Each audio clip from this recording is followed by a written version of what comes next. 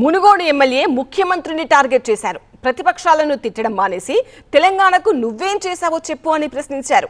భాష మార్చుకో, పాలన నేర్చుకో అంటూ సలహాలు కూడా ఇచ్చారు రాజగోపాల్ రెడ్డి.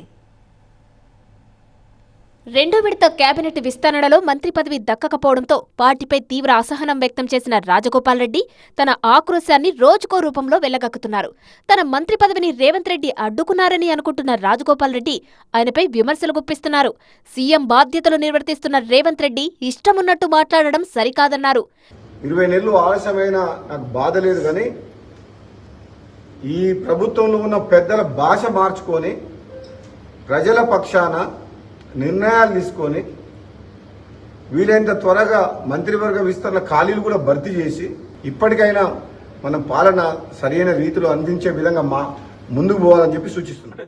రేవంత్ రెడ్డి ప్రతిపక్షాలను తిట్టడం మానేసి పని మీద దృష్టి పెట్టాలన్నారు రాజగోపాల్ రెడ్డి. ఆవేశం అక్కర్లేదు. ఇంకా 3.5 ఏళ్ల గవర్నమెంట్ ఉంది. ముఖ్యమంత్రి మీరే ఉంటారు.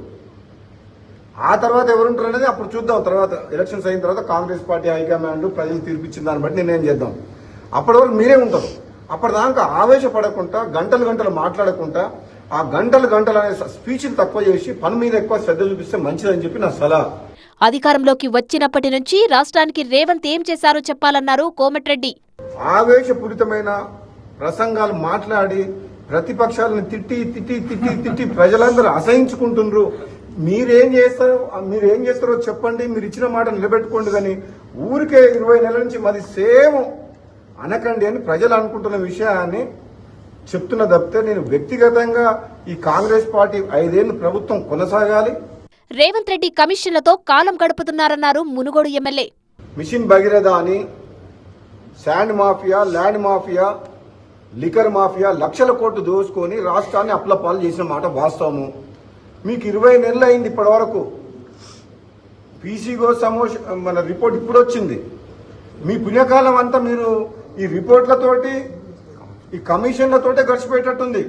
మంత్రి పదవి కావాలనుకుని ఉంటే కేసీఆరే పదవి ఇచ్చేవారన్నారు కోమటిరెడ్డి రాజగోపాల్ రెడ్డి. మంత్రి పదవి ఇప్పుడు కాదు. నేను టీఆర్ఎస్ లో పోతానంటే కేసీఆర్ ఎప్పుడో మంత్రి పదవి ఇచ్చేవాడు. పదవుల కోసం పాకులాడే వ్యక్తినైతే నా ఎమ్మెల్యే పదవికే రాజీనామా చేసి ఆనాడు కేసీఆర్ ప్రభుత్వాన్ని మునుగోడు ప్రజల కాళ్ల దగ్గర తీసుకొచ్చిన పదవికి రాజీనామా చేసి అటువంటి వ్యక్తి నేను. కాంగ్రెస్ పార్టీ తనకు మంత్రి పదవి ఇస్తానని హామీ ఇచ్చిందన్నారు రాజగోపాల్ రెడ్డి. అధిష్టానం పిలుపు మేరకే నేను మళ్ళీ కాంగ్రెస్ లోకి వచ్చిన. అధిష్టానం తరపున సునీల్ కనుగోలు, బట్టి విక్రమార్క గారు, మహేష్ కుమార్ గౌడ్ గారు ప్రస్తుత పిసిసి ప్రెసిడెంట్, ఆ రోజు ఇన్ఛార్జ్ మాణిక్రావు ఠాక్రే గారు అధిష్టానం తరపున హామీ ఇచ్చి తీసుకొచ్చిండ్రు. మంగళవారం కూడా మంత్రి పదవిపై కీలక వ్యాఖ్యలు చేశారు రాజగోపాల్ రెడ్డి. జూనియర్లకు నిన్నగాక మొన్న పార్టీలోకి వచ్చిన వారికి పదవులు ఇచ్చారని ఫైర్ అయ్యారాయన. రెండో విడత మంత్రివర్గ విస్తరణ సమయంలో సీఎం రేవంత్ రెడ్డి, జానారెడ్డి కలిసి తనకు మంత్రి పదవి రాకుండా అడ్డుకున్నారని ఆరోపిస్తున్నారు రాజగోపాల్ రెడ్డి. అప్పటి నుంచి సీఎం రేవంత్ పై విమర్శలు గుప్పిస్తున్నారు రాజగోపాల్ రెడ్డి.